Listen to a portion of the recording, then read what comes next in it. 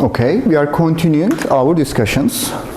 So now topic is linear systems with stochastic inputs, meaning that this is a random process.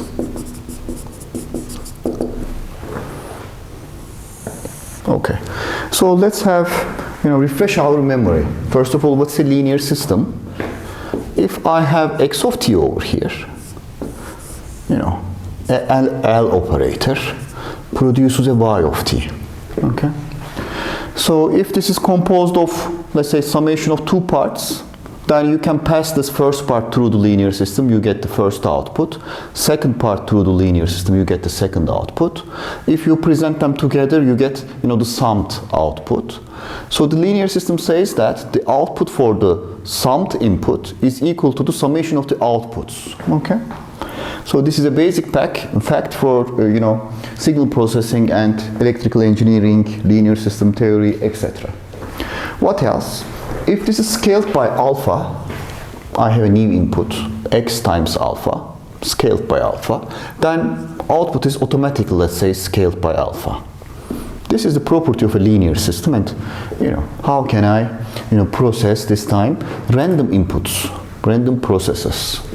So if this input is random, clearly output will be also a random, let's say, quantity. It will be a random process also after processing.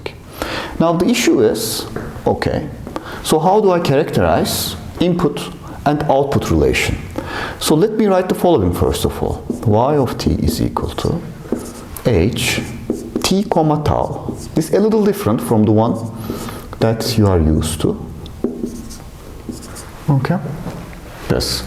So what does this say? Well, this is a general formalism for linear systems. So this is a linear system, let's say, definition. Okay. So this is the input, and you may say this is the kernel function, and so on. So if, let me explain one more time. If we have both,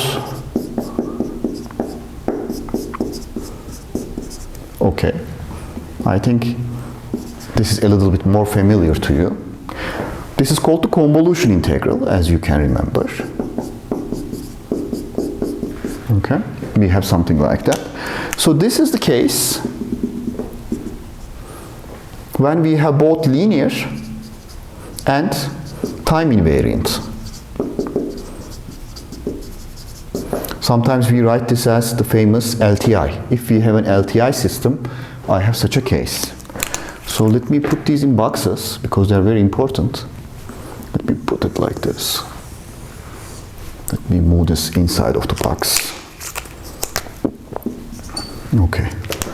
Then this is its LTI version. So what's the meaning of this? Well, the issue is the following. If, let's say, this is an impulse located at, let's say, 5th second.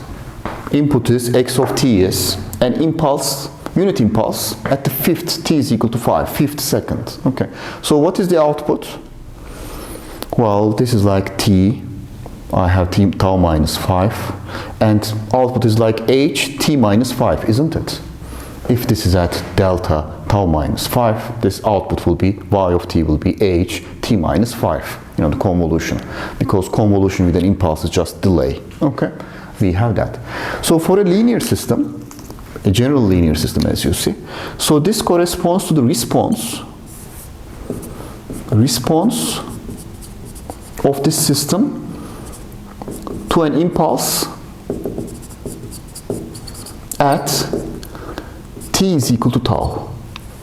Okay. So if there is an impulse at the 5th second, then you have a response for all times h t comma 5. So this 5 tau becomes a parameter of this function, you may say. But for this one, well, for every impulse location, it's just a shifted version of a single function, which we call the impulse response. Okay. If this is 5, then we have ht minus 5 as this. If this is 6, tau is equal to 6, ht minus 6 is this. Okay. So this is due to time invariance. Okay. exactly this is the case for our discussions. Well, this is nothing but in discrete time, if I have a vector like this, y is equal to h times x, okay? If I do such a multiplication, so how can I multiply, how can I do calculations, using these vectors? So let's say that this is my kth element of this vector. This is the kth element of the right-hand side vector. So how can I write this? Let's say kth element is yk is equal to, well, this is just a vector, it's kth element. Let me write it like this, yk. This is equal to, so how can I write this one? Now this is h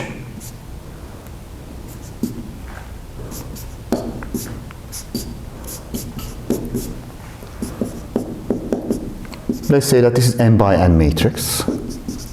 Okay, n by n matrix. Now what do I have? So the kth element of this left-hand side vector, y vector, is nothing but, this is a matrix, kth row of this matrix times this vector. This is the kth row. This H matrix is this. So you select this kth row, then you calculate this inner product with this. This is my x vector. That is it. H, k, kth row, kth column entry times k primed entry of this x vector is multiplied. Okay, you see we have this product, and this is nothing but that summation. So this is, as we well know, this formula, matrix vector multiplication. Okay, that is it. That is what we have. So this is exactly the same thing as you see.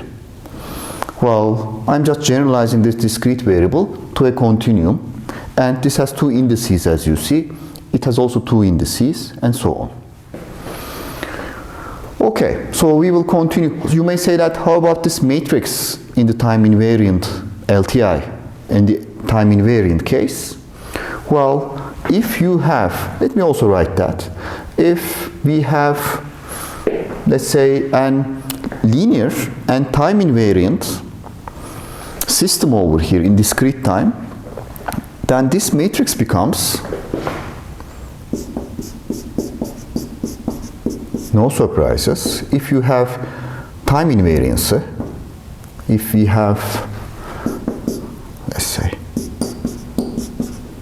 k minus k prime, time invariance,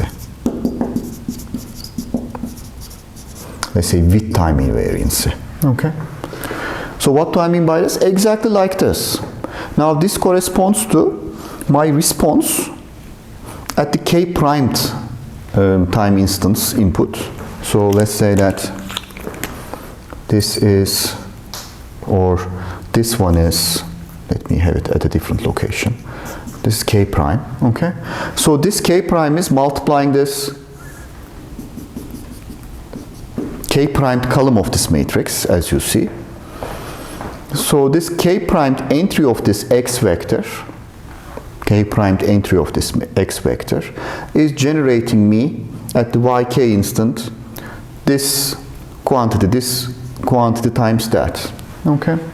So what do I see? If this is time invariant, now it says that if I apply this input at a later time, I should get the same response, only the shifted version, exactly like this one. So now you have a matrix on this side. This is a matrix, but this matrix has a special form. So let me write this. H0, H1, H2, H3. It goes like this.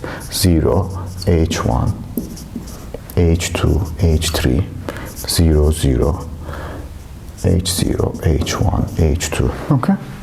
So what do I mean by this? This is my H matrix according to this. So there is a single function which we call this impulse response function. For example, if I multiply this H matrix, this is my H matrix, by 1, 0, 0, 0, 0, 0, 0 vector. What's my result? First column. So this becomes the impulse response. If I have impulse at a later time, then I have the shifted version of this, as you see. 0, H1, H1, it goes like that. Now, if I have both inputs together. So this input first column and shifted version of the second input is multiplied by 1. If I change this, so this is, as you see, nothing but convolution operation. Okay. So at this time, output is produced by, input at time, let's say n times 1 plus n plus 1 input is multiplied by impulse response shifted by 1, and you are just adding them up. Okay. So this type of a matrix is called convolution matrix, or this is also called Toeplitz matrix. Toeplitz matrix. Okay. This is just a reminder of what is going on. So if you think about it a little further, it will be clear. So this is all about, as you see, linear systems. Okay.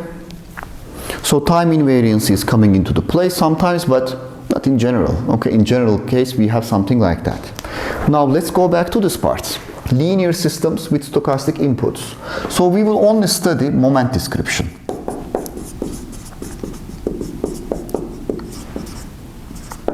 Okay. So what I would like to do is, first of all, I would like to process the following. So I would like to find the mean function.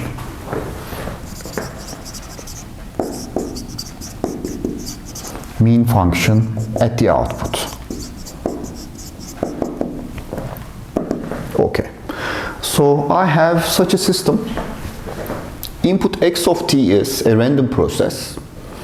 Then output y of t is also a random process, but what's mean function? Okay. So I would like to calculate expected value of y of t. That is the mean function. Then this is equal to expected value of. Now I have a linear system, x of t. Okay. So what I would like to do is, let me insert this general definition, because this is the easy part. Minus infinity to infinity h t comma tau x of tau d tau. Okay. So this is y of t. Now expectation moves in and integral moves out. So I'm interchanging their places. Is it possible to do this? Well, it's a very innocent operation, because this is nothing but the summation, and expectation is nothing but integration. So I can sum them first and then integrate, or I can individually integrate them and do the summing later. So essentially we can do this. H t tau expected value of this. Okay. Then what do we have? This is the mean function. So what I need is only the mean function of x input random variable. Okay.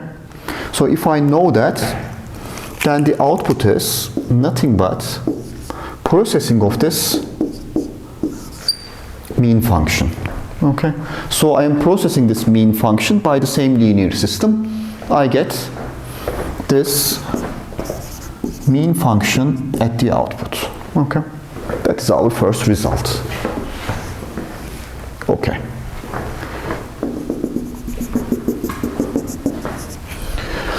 Very good. But I would like to write a comment, from Populus. Actually, this discussion is from Populus's textbook.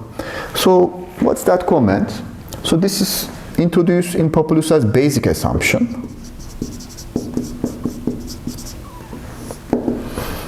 We assume that any linear operation and expectation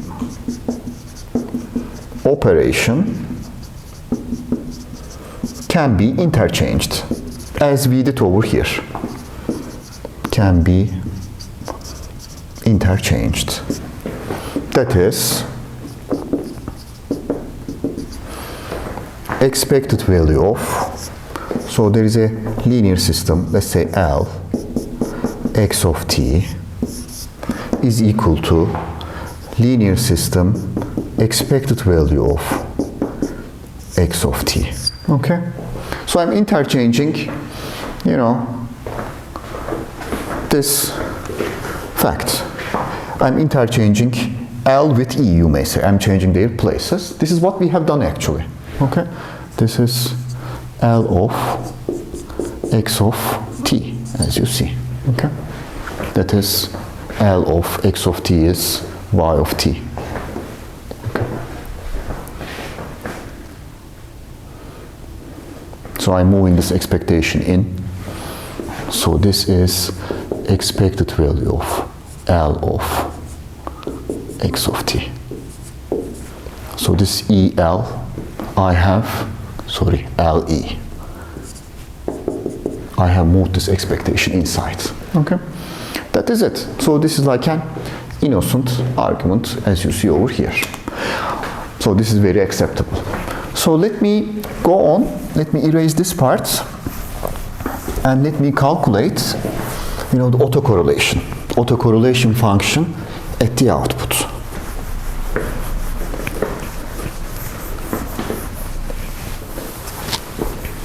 Let's keep this part because we may need these, you know, general definitions. Let me see. So my new goal is autocorrelation function.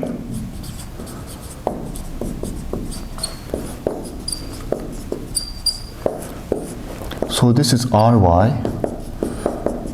T1, T2. Okay. I would like to calculate that. But I will do this in two steps. So in step number 1, I will calculate the following. This is called Rxy. Is it xy or yx? Let me see. Xy T1, T2.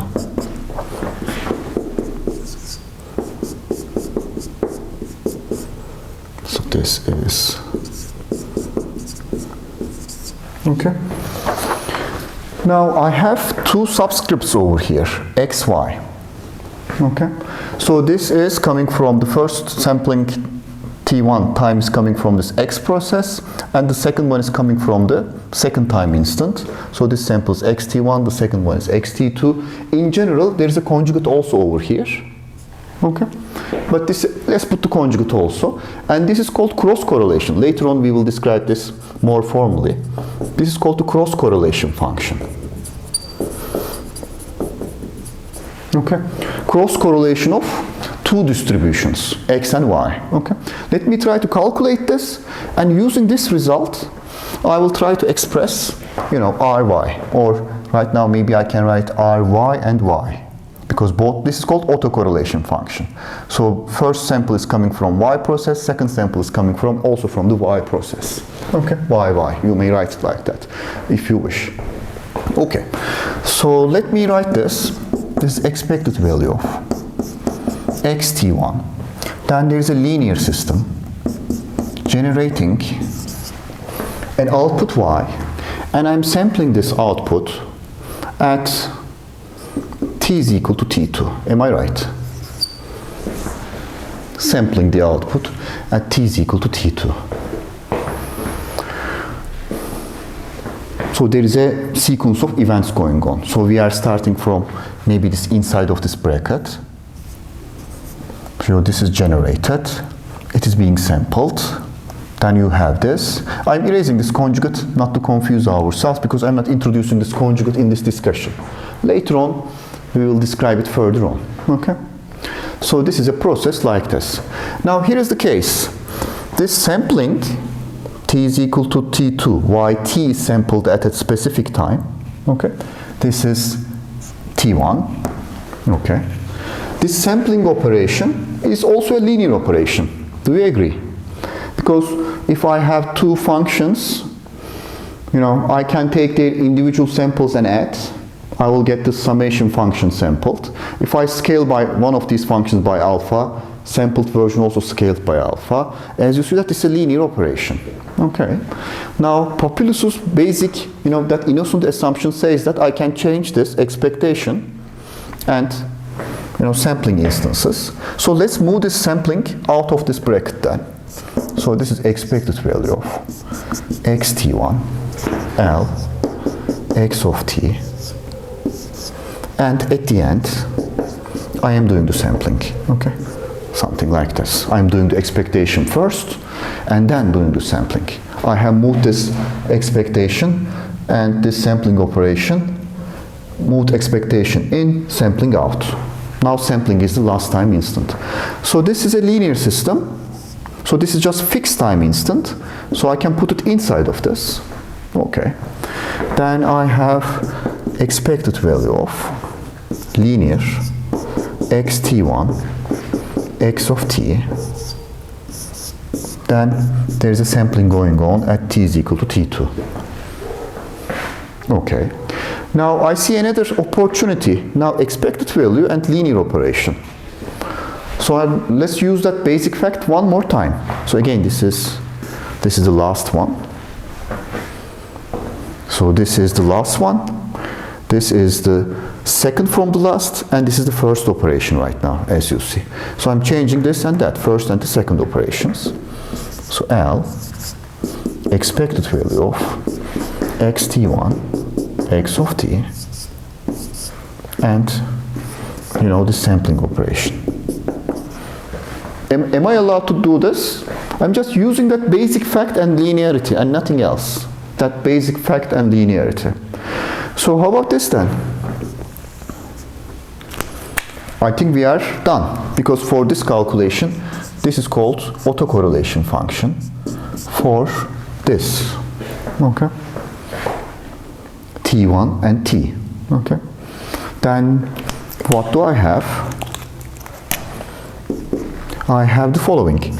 This linear system is processing this autocorrelation function and evaluating the output at t is equal to t2.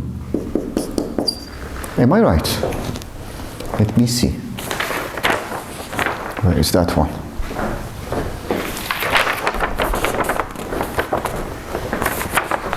Rx t1t. Okay, this is the linear system processing it accordingly. Okay. So looking a little bit complicated, but now let me apply this definition. So this is my general linear system definition. So if I write this over here, then this is also equal to, using this, then Ry t1 comma t2, this is the left hand side, is equal to, let me write it over here, linear processing of, with this, you know, h t comma tau, and input is Rx t1 comma, well, t is the, I have this. So I'm assuming that input is function of a single independent variable, which is t over here, as you see. T1 is a fixed time. Now it's over here. So this is my x of tau function, as you see. Now this is evaluated at t is equal to t2. Now let me do that evaluation. H t2 tau, let me write better, h t2 tau times Rx of t1 of tau, and we are done. This is called the cross correlation of x and y. So what do I need to calculate this cross correlation? As you see, this autocorrelation information is sufficient for my purposes. Okay. So let me also mark this. Okay. So if I know input's autocorrelation function, then if I operate, you know, this input, let me also put also that part. This is equal to linear processing of Rx t1 to evaluate that t is equal to t2. Okay. I have such a result. Okay, so this is step number 1. As you see, cross correlation of input and output of this linear system. Input and the output. Now, step number 2.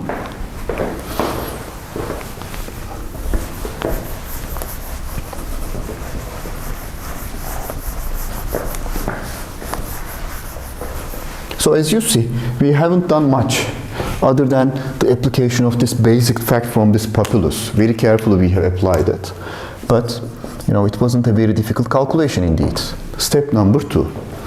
So I want to calculate this.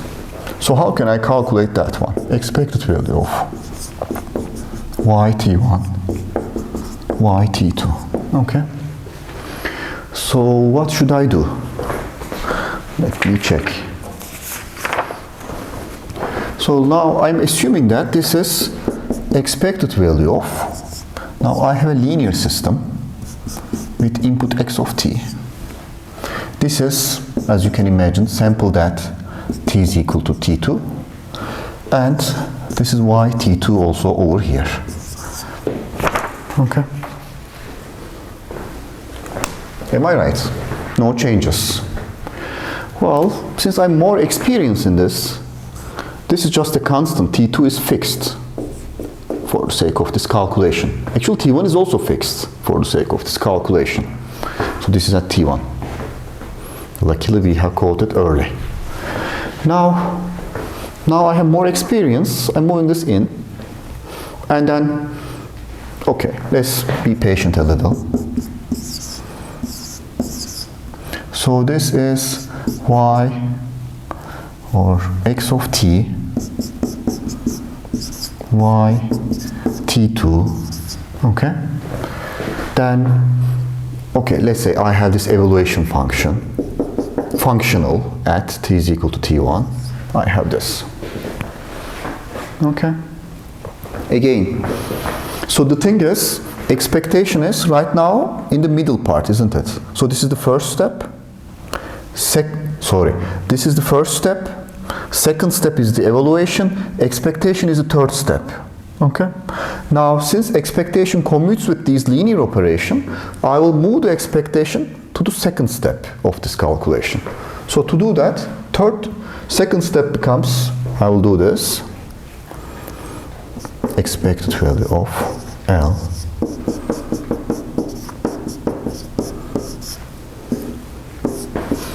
So I am moving this evaluation out, as you see. Now, evaluation is the last step of this operation. So I'm again, expected value goes in one more time. Okay.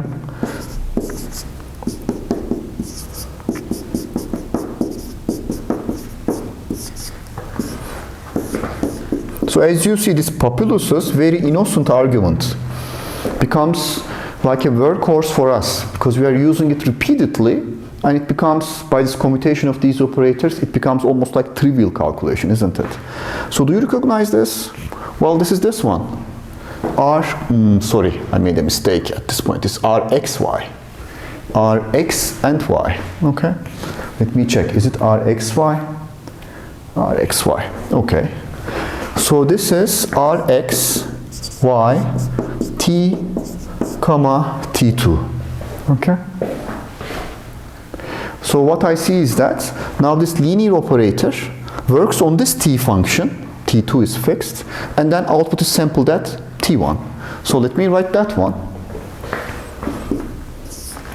Well,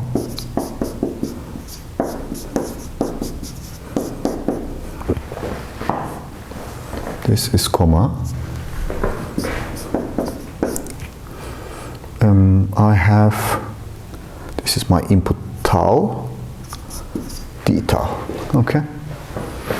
And the output is sampled at t1. I have over here t1. Output is sampled at t1. So this is the end of this calculation. So let me combine these two then, if I wish. I can combine, I can put this one also, I can combine, let me write Rxy for this one. Now I have h of t1 tau. Then I have, let me write Rx function. This is tau and t2. But I should be careful. Let me put tau prime over here in order not to make a mistake. Okay.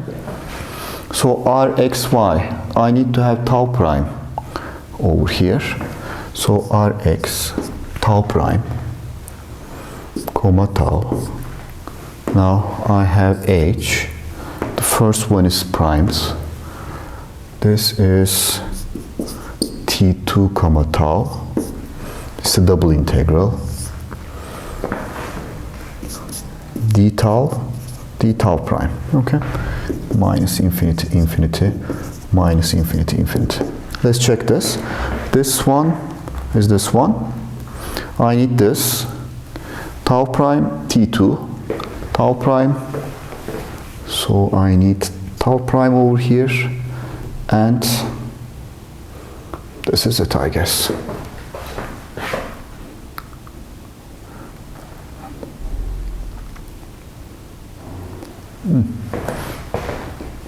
I have, instead of t1, I am putting tau prime, and that is it. Okay. That is all. Let me check. Did I write it correctly or not? Let me see. H, t1 tau prime, tau, t2 tau. Okay, it's correct. Okay. So we have a result like this. So this becomes the output autocorrelation. T1, T2. Okay, now what should I do?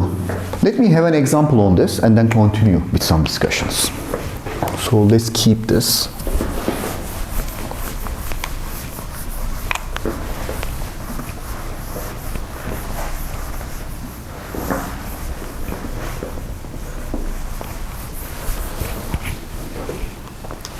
So what's our example?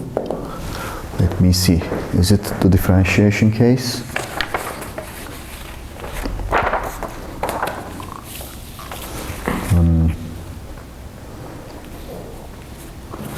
Okay, this one. Again, this is an example from Populus. X of t. Now the process is just differentiated. Okay. So the question is, find my of t, mean function of the y process, mean function of this y process, and autocorrelation function of this output process. So how can I, how can I do this one? Okay. How can I calculate this? Well, mean function. Solution. Mean function is, as you can remember, is simply linear processing of mean function of this. So what is our, linear operator? Differentiation operator. So I see the following. So this is just the derivative of input mean function. That was rather easy. Okay. So how about this? R, y, y, t1, comma, t2. Okay. So again, I'll be doing that in two steps. This one, and then I will apply this one. But, okay, let me also write just before it, because this is a little difficult to... Okay, let me also write it in a different way. This is linear operator, R, x, y, t, comma, t2, when t is sampled at t1. Okay. That is that operation. I have combined those two steps. At the end, I get this. Okay. So what can I do? This linear operator. So to do that, let me calculate this Rxy first. So this Rxy, t1, comma, t2. I'll just use this. Okay. Linear operator, Rx. But the linear operator operates on the second argument, as you see. Second argument of this autocorrelation function, input autocorrelation function. Okay? So this is for cross correlation between x and y. This is this one. I'm writing this one more time. Okay? And this is sampled after this operation at t is equal to t2. So if I have such a function, then Linear operator is just differentiation. So I'm taking the derivative of this function then somehow with respect to the second argument. Okay? So then let me write this. This is this, and then I am evaluating this derivative at t is equal to t2. Second argument is t, so I'm taking the derivative with respect to the second argument, because the linear system is differentiation with respect to t, and then I'm evaluating it as you see over here. So, but I can also write this as, obviously,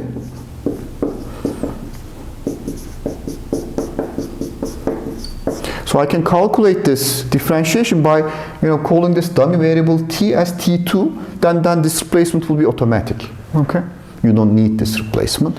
So this is the second argument differentiated, and the second argument is already t2 with this definition. Okay, then how about this one? Ryy t1 comma t2. So to do that, I'll be using this time. Now, cross correlation function, it's not the autocorrelation, but this function that we have calculated, is linearly processed by this linear system, but according to the first argument, and then sampled at t1. Okay? So now, okay, let's write this. L Rxy t comma t2 sampled at t is equal to x1. Okay? So I'm differentiating this function. So let me write that delta.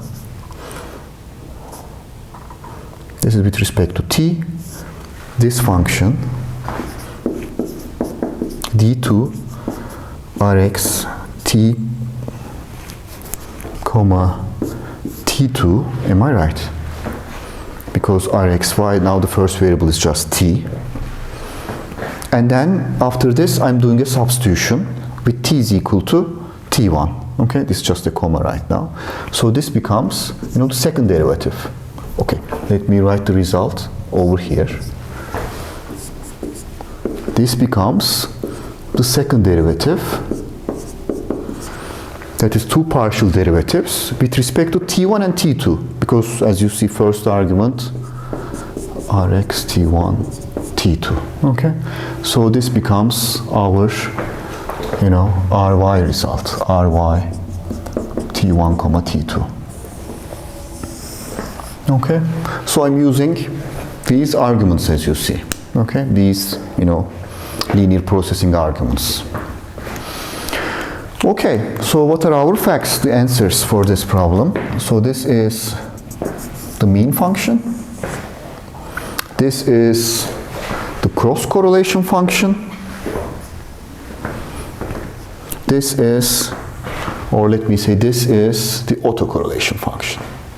Okay, and let me erase this. This is the autocorrelation function. Okay, this is very good. Now, of course, you can do this using these definitions also, but it's a little bit tricky. Why do I say it's a little bit tricky? Now, how can I define this differentiation linear function in terms of something like this, an integral? Actually, you will use what we call a doublet function. Okay, doublet function will be used. So this will be the doublet function, not an impulse function, but impulse derivative. Now, if you do that, this will calculate, the derivative of this function, and you will get the result immediately by doublets, but it will be more complicated.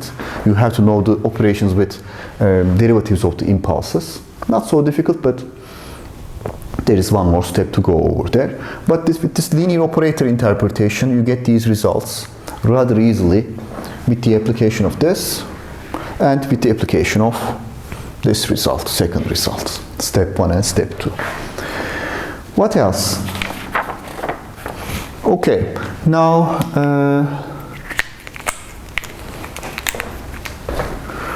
let me see.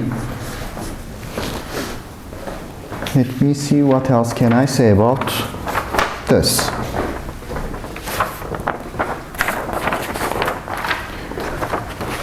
Let me do the following. I will revisit these results in the discussion of stationary random processes one more time, but that's good enough for our purposes for now. So let me erase this example.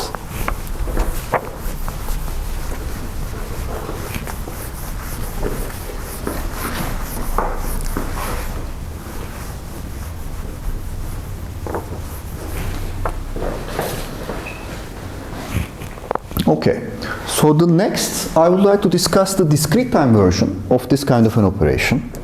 Now, in discrete time,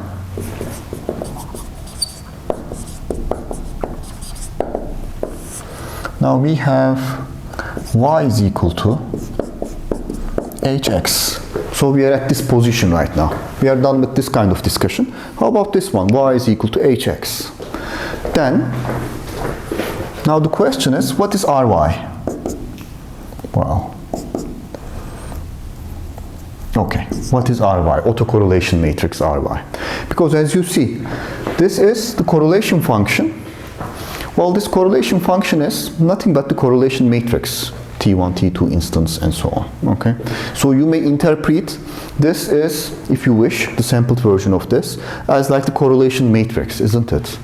So this is pairwise correlation of two different time instances for the process y.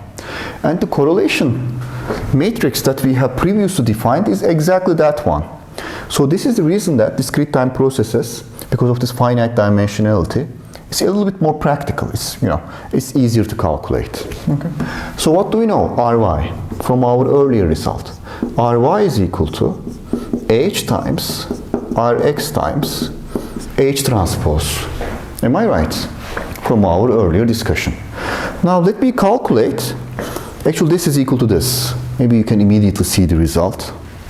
That is equal to that one. But let me calculate this a little bit more patiently. Now, let me try to see, for example, K1, K2 entry of this matrix.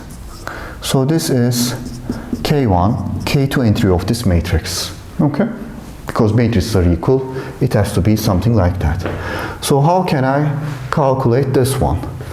Now, I need this K1 entry of this. So this is, let me write H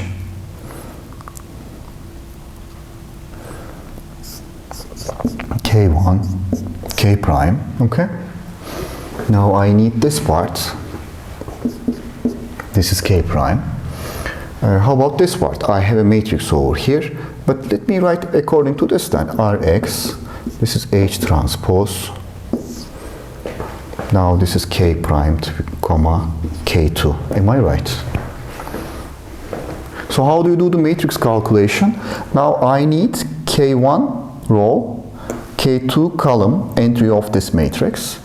So K1 row is, I'm selecting this K1 row of this H matrix and taking,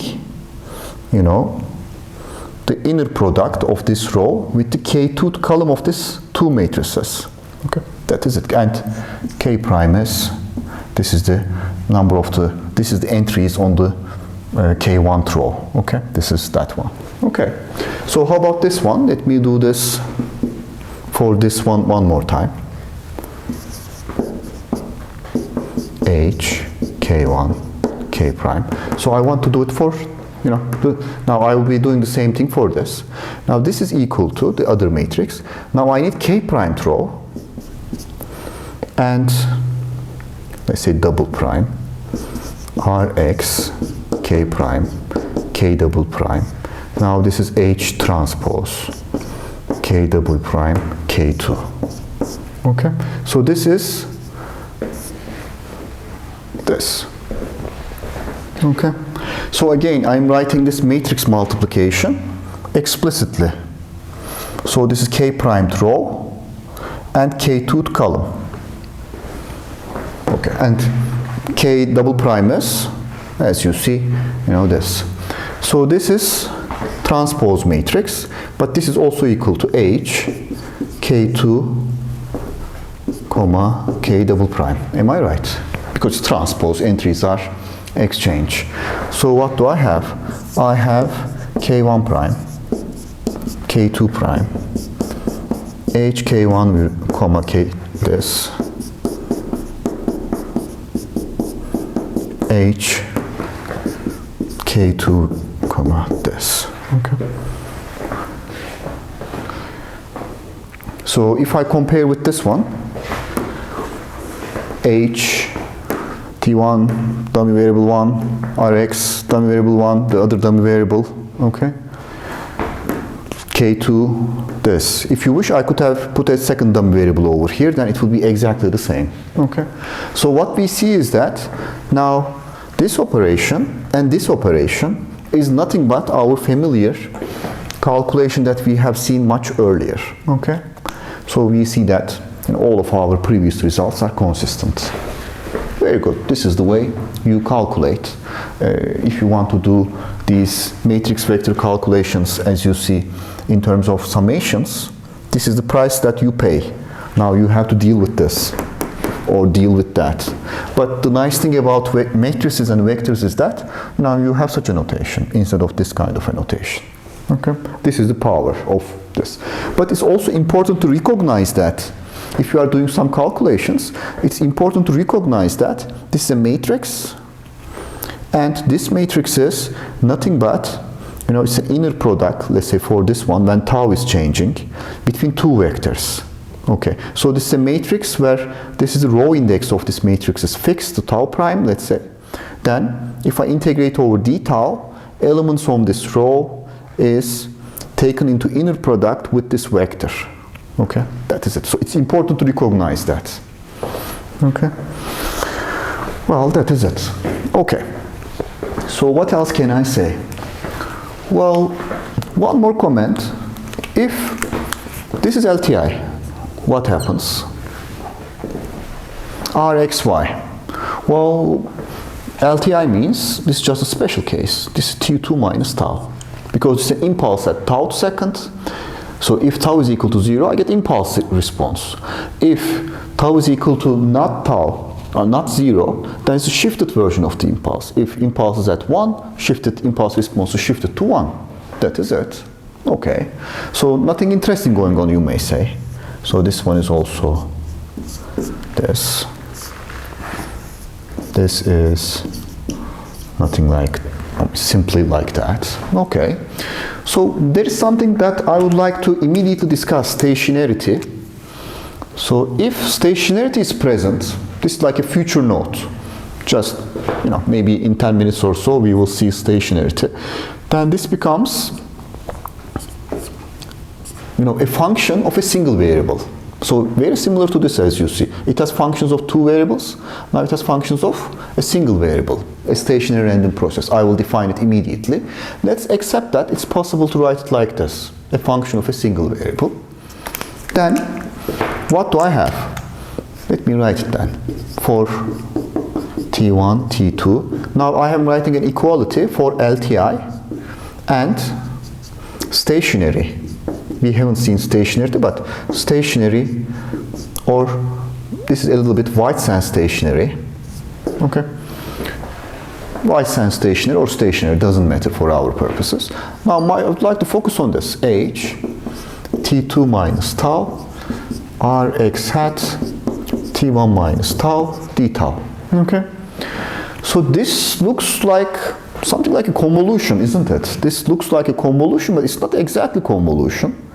So to make it exactly convolution, let me call this, some dummy variable, tau prime. Okay. Then this becomes h tau prime. Okay. Then Rx. What is tau? If this is tau prime, then tau is T2 minus tau prime, I guess. T2 minus tau prime. Am I right? Something like that. Let me do a check. This is equal to tau prime. Okay. Then T2 minus tau prime is equal to tau. T2 minus. Okay, this is correct. Very good. Again, this looks almost like convolution, but this is the running variable for the convolution, tau prime. Well, there is a minus, this minus infinity to infinity. Again, this is also minus infinity to infinity. I'm at this situation. But let me also change this, because it's exactly not still convolution. So let me call this minus tau double prime. Again, another double variable. So if I do that,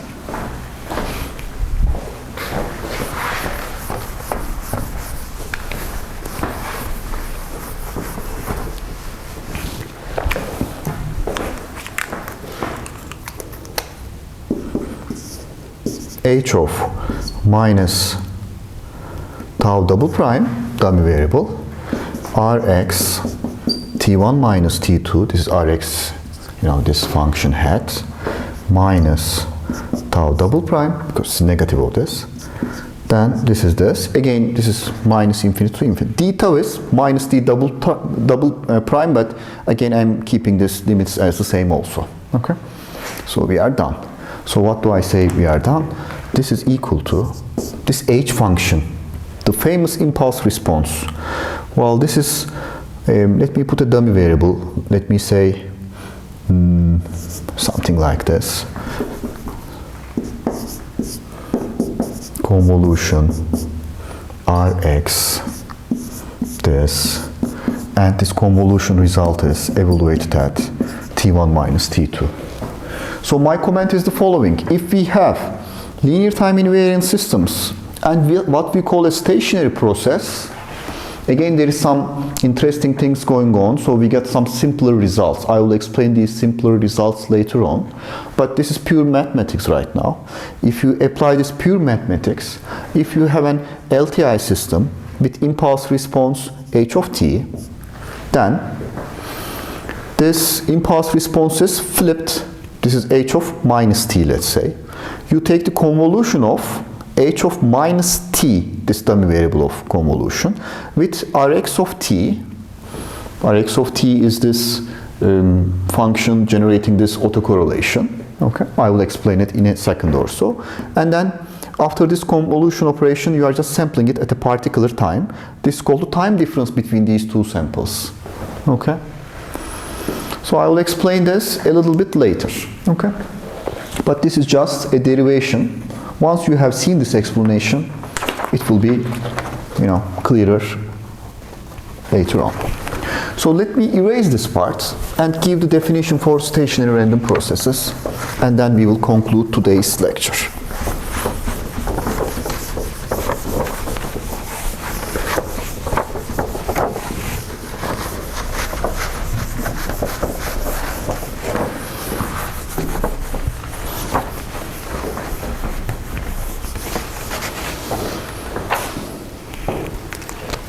Stationary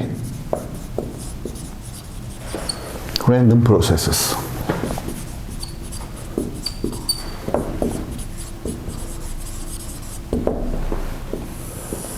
Okay, a process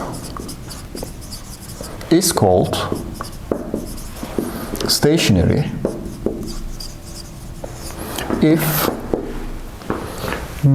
it has no dependence on, let's say, initial time. Okay, what do I mean by initial time?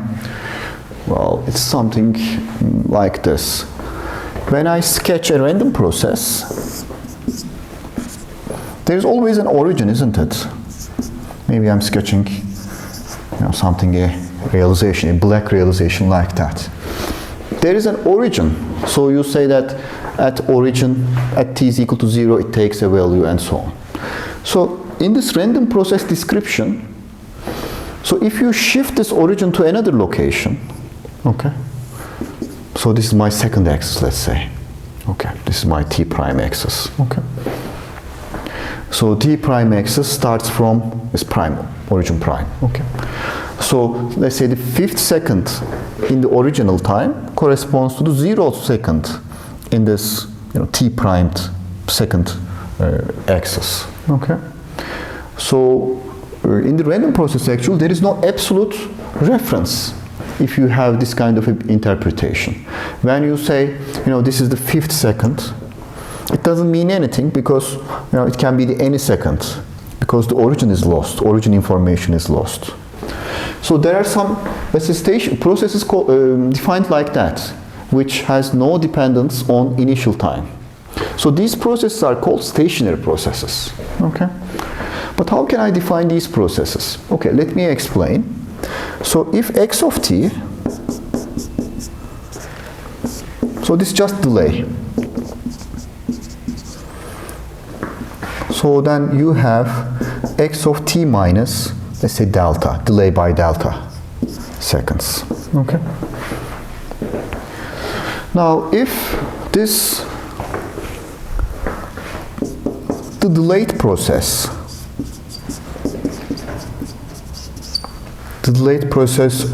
x of t minus delta has the same description. I will explain this, what kind of description. Is it in the PDFs and so on? That's the same description with x of t for all delays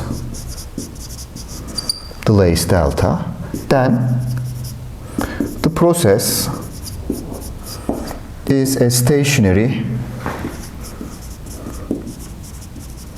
process in the sense of that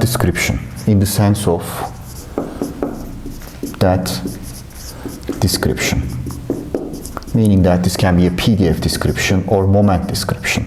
We have, as you see, 2 different descriptions. Okay, but of course this should be valid for all delays. Okay, so in other words, for all delta this should occur, for all delta. So this is the reason that you cannot say my process has initiated at this time and so on, because if you delay the process by 1 second, you see the same thing. Okay, so the way I interpret this is there is no particular important time for this process, because every time is equally, let's say, special or equally important and so on, because you can, by shifting and delaying this process, you can move this important time to another time and so on. So there is nothing changing, this is the word of stationarity, in the sense of importance or lack of importance and so on. So this is a very special case, but it's also a practical case for our purposes. Okay. What do I mean by this will be clearer with some examples. This is looking like an abstract definition, but I will immediately give some examples.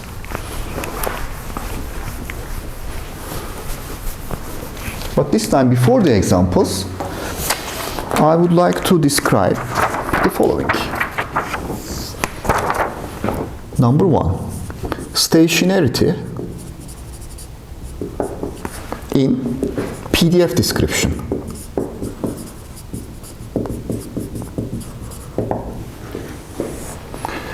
So this is called, okay, I will explain.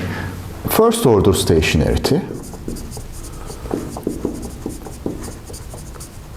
I will explain this briefly and then we will be done.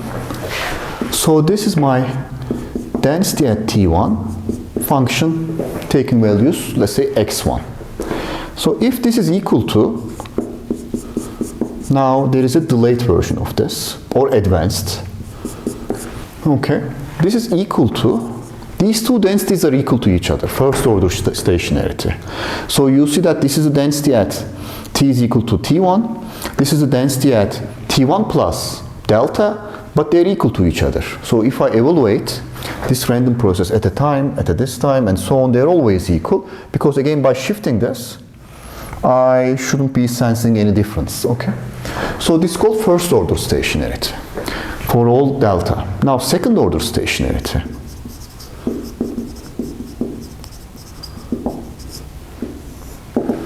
So now you have 2 samples, xt1, xt2, function of 2 variables. Okay. Now what do you guess? If I take these samples, let's say with a different origin. So my origin is the shifted version of the other one. Okay. So I don't have an absolute time reference. Okay? If you don't have an absolute time reference, then you can only say that I have two sampling instances, T1 and T2. They are separated by, let's say, 1 second. T2 minus T1 is 1 second. Then, again, T2 minus T1 is 1 second, because I don't have an absolute clock, you may say. Okay? So if this is the case for all delays, this is called second order stationarity. And as you can imagine, this is called nth order stationarity. If the same is valid for, let me briefly write this, for n samples.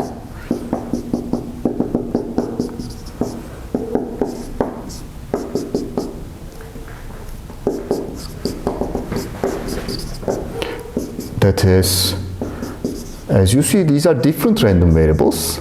The sampling times are different, but the densities are always the same for all delta. Okay?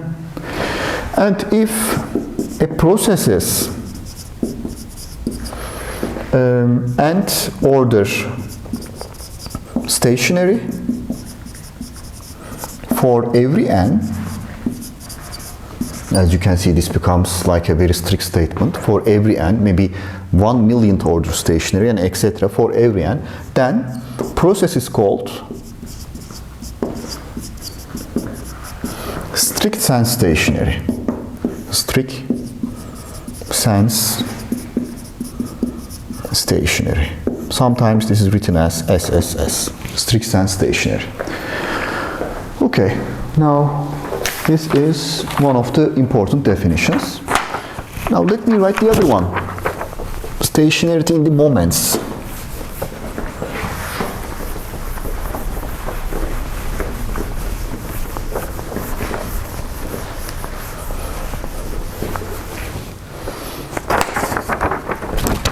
Two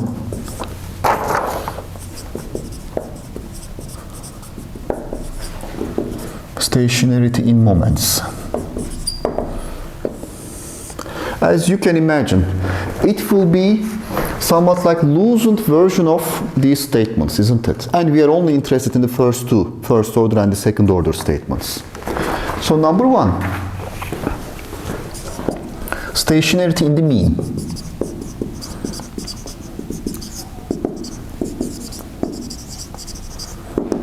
So this is mean function, expected value of this. Well, this is supposed to be the same, because as I have said, let me write it over here, T2 another time instant. So as you see, at T1 instant I have a value, at T2 instant I have a value. If I have stationarity in the mean, so I can always shift these time instances by a delay of T2 minus T1, so they are the same. If they are the same, then we have this result. Let me say, if mu x of T1 is equal to mu x of T2 for all T1 and T2, so mean doesn't change. Okay? Then this is called stationarity in the mean. In other words, the mean value of this distribution and the mean value of the other distribution should match. Okay? So this not the distributions are identical, but their only means are identical. So this only happens when you can see that this is equal to constant. Okay?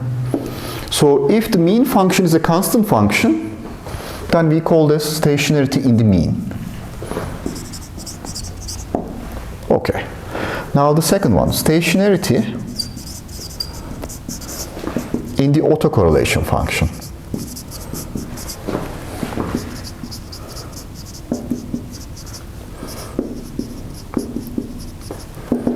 Okay. So how can I define this? Well, let me this. Rx T1 comma T2. This is by definition. It should be equal to x of T1. Let me put conjugate over here, T2, to denote that that is the second variable. Now, let me look at a shifted time, Rx, T1 plus delta, and T2 plus delta. Okay? delta is delay or advance. If it is, positive or negative, it changes. Expected value of x of t1 plus delta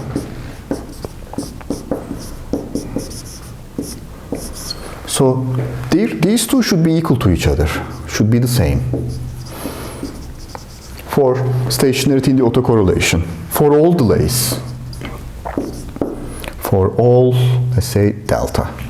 Now it's this statement.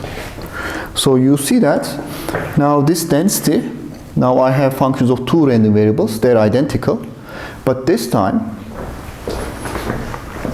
the correlation on the left hand side and the correlation on the right hand side are equal. That is the correlation in the autocorrelation, that is the stationarity in the autocorrelation sense. Okay. So how can this be equal? Well, you can say the following then. If Rx T1, T2 is equal to Rx T1 plus delta, T2 plus delta, okay, is satisfied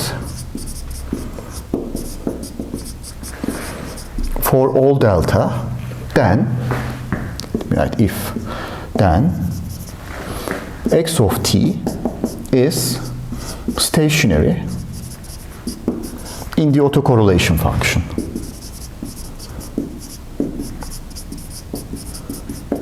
Or stationary in the autocorrelation. So now it's clear that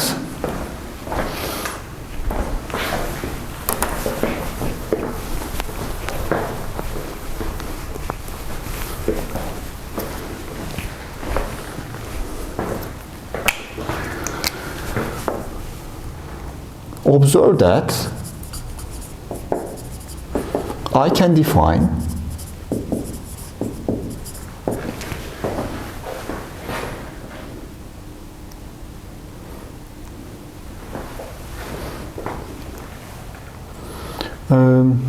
I can set, let's say, I can set delta as equal to minus T2. Okay, if I set delta is equal to minus T2, then what happens? Then Rx T1 T2 is equal to Rx T1 minus T2, comma 0. Okay. So for every time instance T1 T2 changes, you see that I have an equality like that.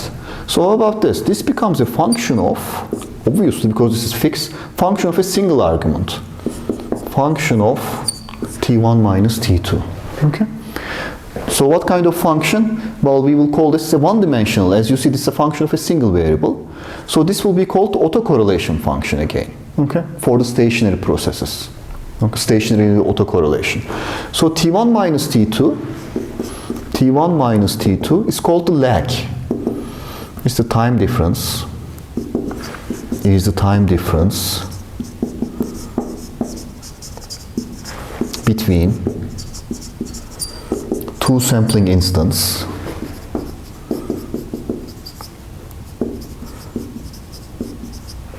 and it is called the lag or delay. Okay, lag it's called, the LAG, lag of, let's say, T1 minus T2. Okay. Sometimes we denote this like tau. Tau is equal to T1 minus T2. So let me write a definition and then we are done. So what I see is the following.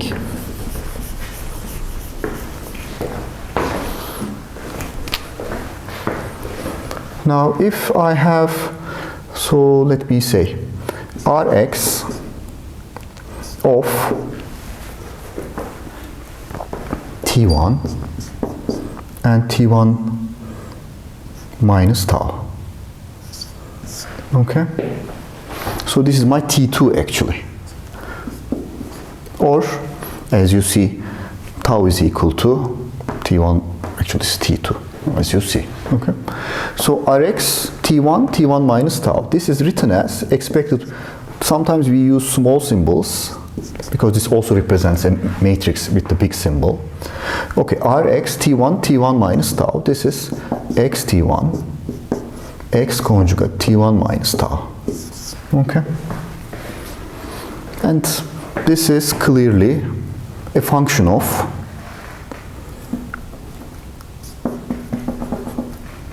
if the process is stationary, this is a function of tau. Okay, because this instance and this instant, their difference is tau. So we define Rx of tau in general. So this is, let me write it over here, Rx of tau is the autocorrelation function.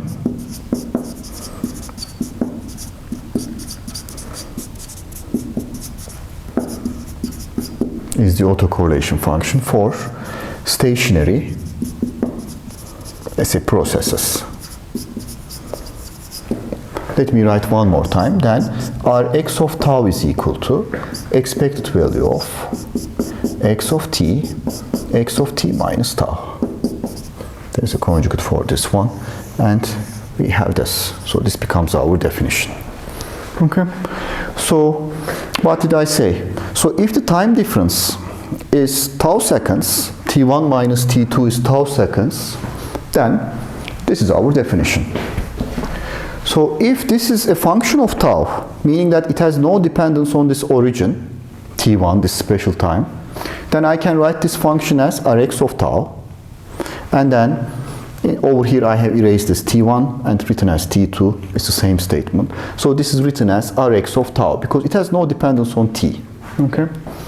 So it's a function of two arguments, but this function depends on t1 minus t2. So that is the case. And that function will be called the autocorrelation function. So with the autocorrelation function, what do we have? Now if I have a random process, this random process is something like this, let's say. It doesn't matter where you are. Okay? So if you want to predict, let's say, 5 seconds later, it doesn't matter whether you are at t1 or somewhere else. Only thing that matters is you are interested in the correlation between this sample and this sample, let's say, in the random process. And they are separated by, let's say, tau seconds.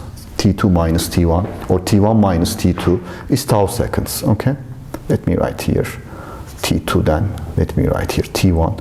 So this is tau seconds. Okay? So, but it doesn't matter where you are. You can shift it to elsewhere. Provided that you have tau seconds difference between them, you always have the same correlation. So this is the deal. So you don't have this special, attention to the origin. Absolute information about where you are on this axis is not important. This absolute information is not important. Only thing that is important is that the separation between these two random variables. Okay? If the separation is 5 seconds, you have something. Maybe if the separation is 0.1 seconds, you have a better thing, and so on. But it doesn't matter where these two, exactly 2 points on this axis are. Separation gives us the full information. And this autocorrelation function with a single, let's say, free variable gives us that. Okay? Okay, thank you very much. So we will continue with more discussions later on.